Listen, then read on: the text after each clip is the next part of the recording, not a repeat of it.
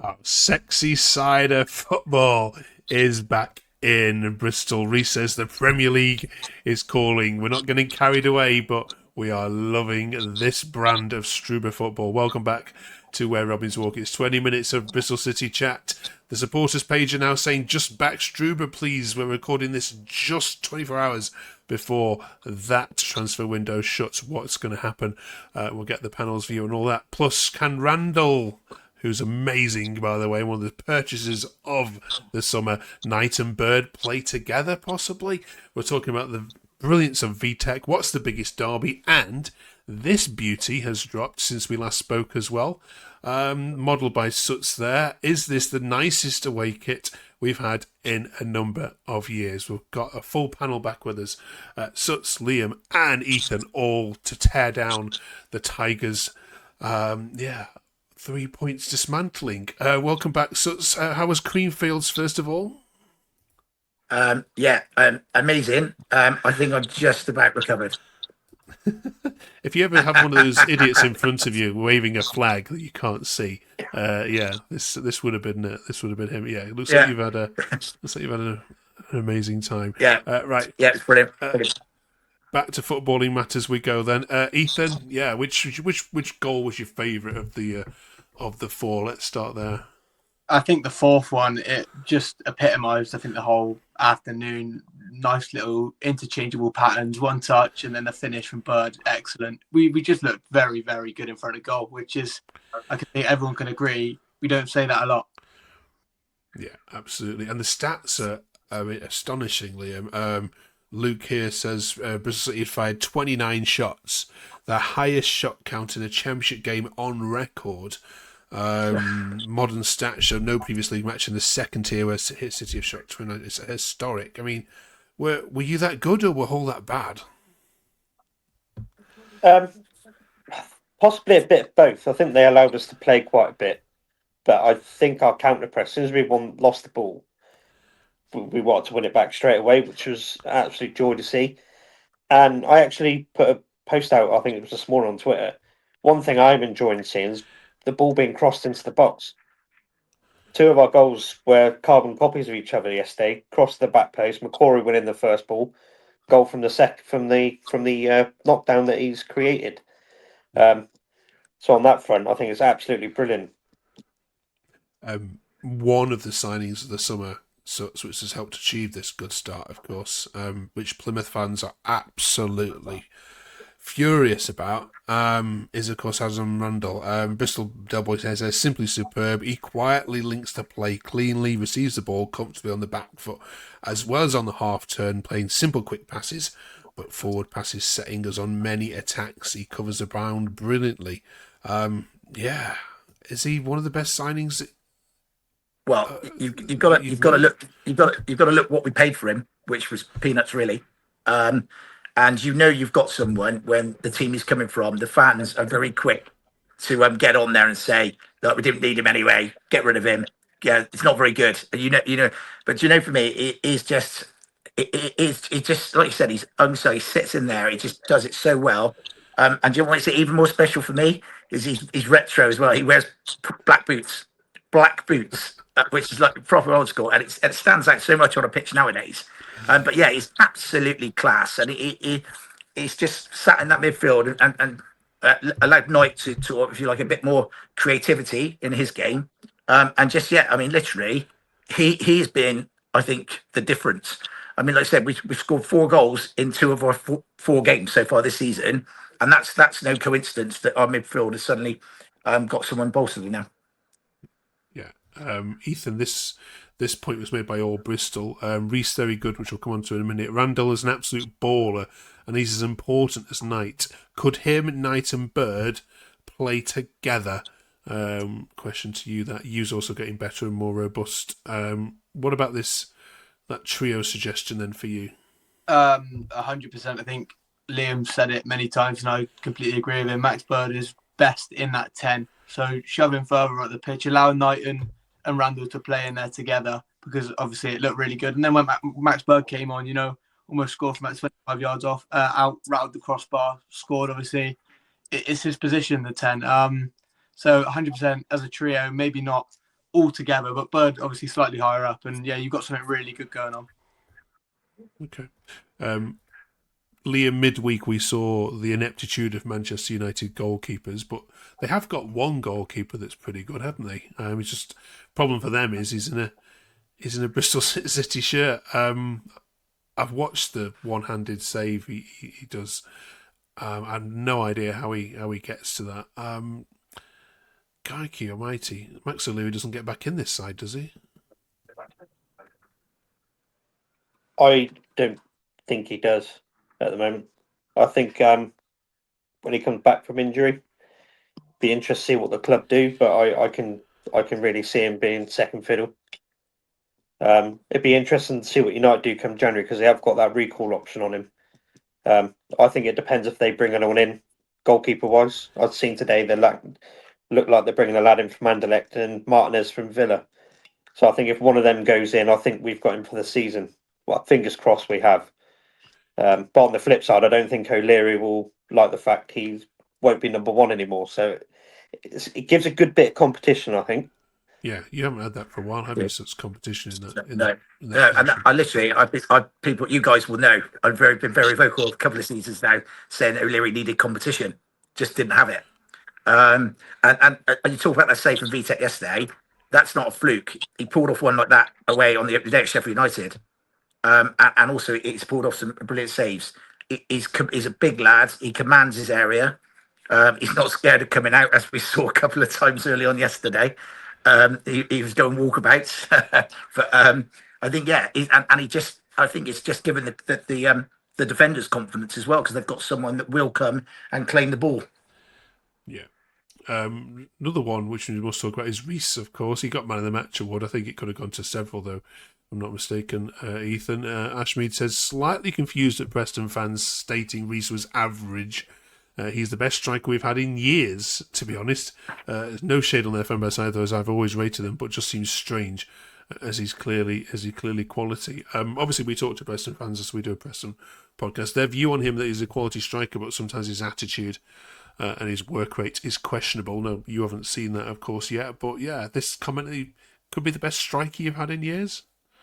I think he's the smartest bloke since Einstein. I genuinely mean it. The intelligence of that striker is something that I haven't seen in a long time. You know, when to run, when to hold the ball up. I think he's very dynamic as well for quite a tall striker, stocky build. You know, you don't necessarily think he'd be that dynamic, but he offers us so much.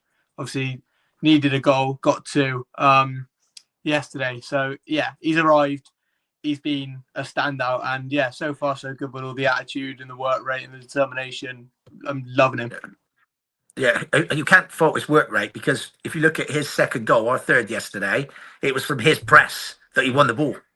And the first game away at Sheffield United, he was ran his socks up there and was running the channels and created goals. And yeah, he deserved those goals yesterday, totally. And that's just, I think, going to give him much more confidence. And there was an interview with him after the game, and he just seemed. You hear about this like moody sort of chap and things like that. He seemed really happy. It sounds like the group are getting in there, and Struber's got a real kind of team ethos going there. Yeah, Premier League, here we come then, Liam. Yeah. I think it's too soon at the moment, but it's nice to see a mix of teams up there at the moment that haven't been in and around it for a while. I know we got there last year, but to see the likes of Sheffield United right at the bottom, it's beautiful, absolutely beautiful. But I think we just need to steadily go about our business, see where we are at Christmas, and then we can get excited. But the fact we're unbeaten going into the international break is a brilliant thing. Absolutely. We're recording this one day before the transfer window, so the next bits of conversation might be muted to just skip ahead 2 minutes to further chat. But there's rumours on Viner Suts possibly on his way. Would you be gutted at that? I mean, yesterday I thought he had a really good game, and we could have been 2-0 down if it wasn't for him. He did a blinding last-ditch tackle when we were a little bit all at sea, and he just seems to be improving, and he goes really unsung, really. It's one of the players that fans don't really sing about, He doesn't really stand out. He doesn't really make howlers back there. He's just steady, and I just think if he went, what we don't really have a lot of cover, and this happened before because McNally's still out. And yeah, I think it would be ludicrous for him to go personally. Yeah.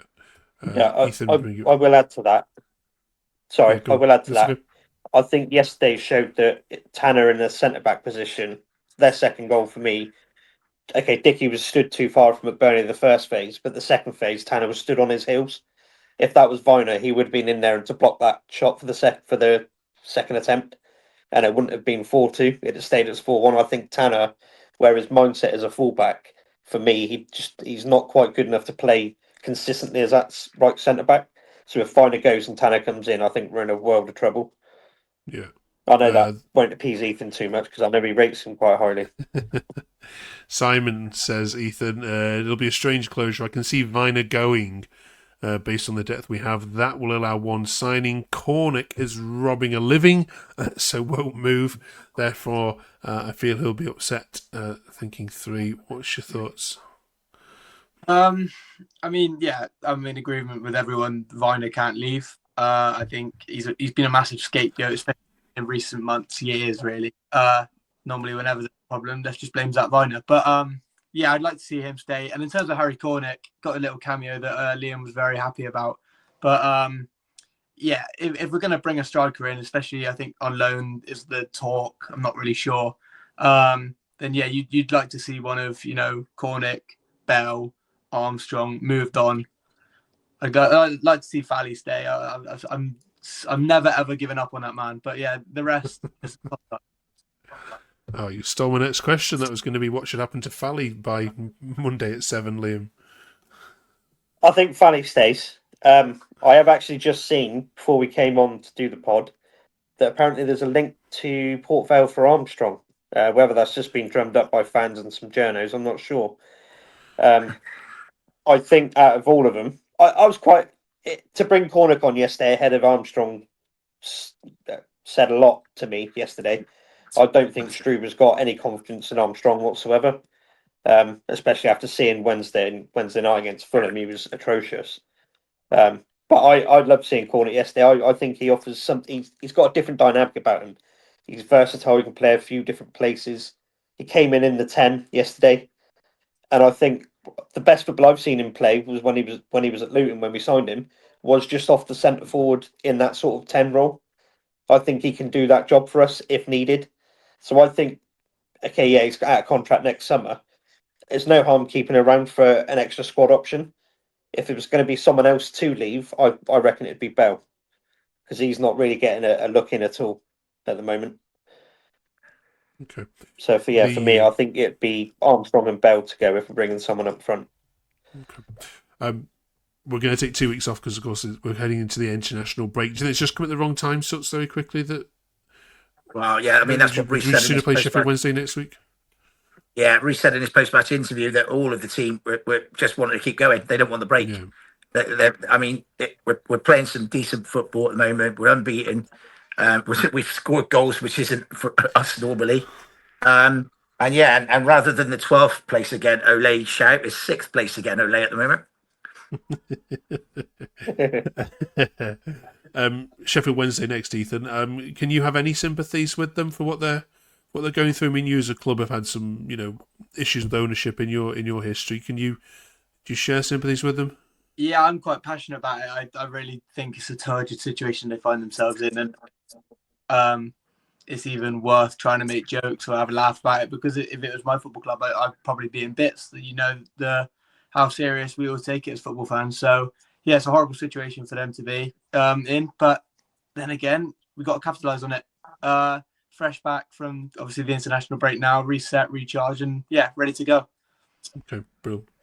Do drop us a quick subscribe. We're growing a lovely little small community here. There's lots of other Bristol City podcasts. We don't attempt to be bigger and better. This is just an alternative. 3 guys having a laugh, generally most of the time anyway, about Bristol City. Right, let's turn our attention then to the question about derbies. Liam, are we the furthest point ever away from having the Bristol Derby as a fixture. Can you remember a time where the clubs are just on two different journeys? It's been a while, hasn't it? I think the last time we played non-league. I think the last time we played them was the GPT trophy, and that was, oh, I'm going to say that was easily 10, 11 years ago. Yeah, it's 11 Maybe years. 11 years, there you go, yeah. Yeah, I don't think it's going to get any closer. I can't see them getting anywhere. We're not going to drop down to conference where they'll be next season. So, yeah, I think the closest derby we're going to get is probably Cardiff again next season. Looks like they're doing quite well down in League One. Hopefully their wheels fall off at some point as well. But yeah, as far as Bristol Derby goes, we can play Man of Farm, I suppose. That'd be another derby. We'll probably play them before we play Rovers. It's a thing. I've got 3 boys, right, 21, 20 and 18, who have never witnessed the Bristol League Derby. So that's over 25 years now. So there's a whole generation now that have not seen a Bristol Derby. And when you see these things going about the biggest rivals in derbies, the Bristol Derby doesn't even feature anymore because people don't know about it. Oh, shit, sorry. People don't even know about it. That's me getting excited about Bristol Derbies. No, so it's not even on the radar of a lot of people because it hasn't happened. Yeah. We're asking this because, of course, when we come back after the international break, our derbies kick off in the Championship. We've got Charlton Millwall taking place first, and we've also got Portsmouth against Southampton for the first time in 13 years, Ethan. What's the biggest derby in your view in the Championship this season? Well, I did post a TikTok about this a few months ago. It got far too many views, far too many negative comments because clearly I don't know derbies very well. But I'd have to say, what I've been told, Pompey Southampton used to be a tasty one, so that's what I'll go with. Okay, right. No negative comments, please. I think Ipswich and Norwich have upped the ante a little bit lately. Yeah, that should be a spicy one, shouldn't it, as well? Right then. Well, we've been lamenting the lack of an away shirt for the last 3 weeks on here, but we finally got one sold out in, what was it, 10 hours? Was it something like that?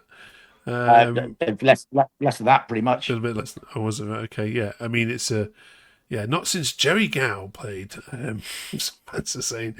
It's clear that you two like it. Liam, does it wear well? Yes. The size of them's a little bit different. I'm normally a large, but this one's an XL. I'm not going to say I put weight on. I just think the sizing's slightly different this year. It's a little bit tighter in the large, so I had to go up on this year, which is a bit disappointing. But yeah, I've actually got that 75 shirt upstairs as well, so it's beautiful, soft on the skin as well, which is nice. Okay, Ethan, you a fan? Yeah. Look, I was gonna get one. Maybe just not quite got the money at the minute, but we will be there. We'll join the rest of the gang. We'll be wearing it.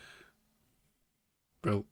So you're first in the queue, I think, or not far off it? Not quite first, but we were there waiting for the store to open at 10, along with others, me and my youngest, and went in there, and then they've done me again because they've made a bucket hat version of it as well.